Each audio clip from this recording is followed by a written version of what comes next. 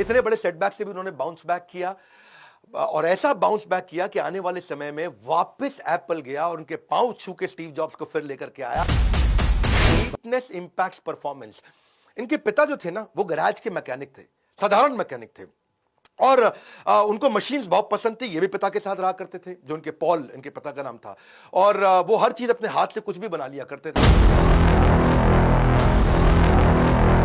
Imaginative, futuristic, radical innovator Steve jobs के बारे में, जिसको फोर्ब्स ने वर्ल्ड्स मोस्ट वैल्यूएबल ब्रांड का खिताब दिया। और स्टीव वॉजनियाक को के साथ इन्होंने अपनी फिर पार्टनरशिप की। वापस जब अमेरिका गए, शुरुआत करी, बहुत छोटी शुरुआत करी, क्योंकि इंटेलेक्चुअल और स्पिरिचुअल प्लेटफॉर्म पे थे। तो इन्होंने हमेशा से, बल्कि ये वही व्यक्ति थे जो को फाउंडर बने दुनिया की सबसे बड़ी आईटी कंपनी के। शुरुआत में उन्होंने अपनी फोक्सवैगन इनके पास थी, उसको बेचा। इनके पार्टनर ने अपना कैलकुलेटर बेचा। उसके बाद उन्होंने शुरुआत करी। अंडरवेयर में ही कस्टमर से मिलते थे नंगे पांव, पैसा नहीं था कपड़े पहनने का। लेकिन 1981 आते आते इन्होंने रिकॉर्ड तोड़ दिए जब इन्होंने आईपीओ लॉन्च किया अमेरिका के अंदर एप्पल का। 1983 में ये अमेरिका के 500 सबसे अमीर आदमियों में आ चुके थे। यानी कि जब ये 23 साल के थे तो $1 मिलियन, 24 साल के थे तो $10 मिलियन, और 25 साल की उम्र तक $100 मिलियन कमा चुके थे। फोर्ब्स ने इनको यंगेस्ट रिचेस्ट लोगों की लिस्ट में डाल दिया। लेकिन 1983 में ये जॉन स्कली से मिले। ये जॉन स्कली की कहानी सुनिए। जॉन स्कली को उन्होंने पूछा, पेप्सी के सीईओ थे, भैया जॉन स्कली, तो जिंदगी भर चीनी का पानी बेचता रहेगा या दुनिया बदलना चाहता है? अगर चीनी का पानी बेचना तो जिंदगी भर तो जा पेप्सी में ही काम कर, वहीं का सीईओ रहे। पर दुनिया बदलना है तो एप्पल में आ जा। जॉन स्कली बोला, एप्पल में आऊंगा, मुझे दुनिया बदलनी है।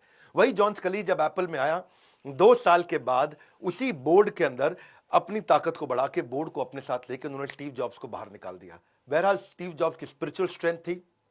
इतने बड़े सेटबैक से भी उन्होंने बाउंस बैक किया और ऐसा बाउंस बैक किया कि आने वाले समय में वापस एप्पल गया और उनके पांव छू के स्टीव जॉब्स को फिर लेकर के आया। 2001 में उन्होंने आईपॉड बनाया, 2007 में आईफोन बनाया और 2010 में उन्होंने आईपैड भी तैयार किया। एनीवे, दूसरी स्ट्रैटेजी 10 बताऊंगा, बहुत पावरफुल। दूसरी है नीटनेस इंपैक्ट परफॉर्मेंस।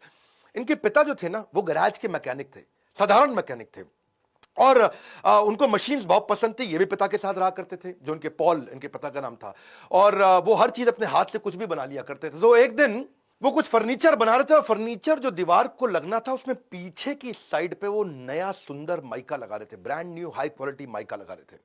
स्टीव ने उनसे पूछा कि पिताजी, पीछे इतना महंगा माइका लगाने की क्या जरूरत है, वो कौन देखेगा? और पिता ने क्या जवाब दिया कि बेटा, अगर पीछे का और अंदर का हिस्सा ठीक होगा ना, और वो अगर एक बार आप अच्छे से देख लोगे और उसको ठीक कर दोगे, उसमें नीटनेस आ जाएगी, तो दुनिया को दोबारा खोल के उसको देखने की जरूरत नहीं पड़ेगी। ऐसा ही इसी फिलॉसफी ने इनकी जिंदगी बदल दी। और ऐसा ही इनकी कंपनी के अंदर भी एक बार एम्प्लॉय फोन के अंदर बैटरी को टेढ़ा लगा रहा था और इन्होंने कहा, बैटरी सीधा कर दो बेटा।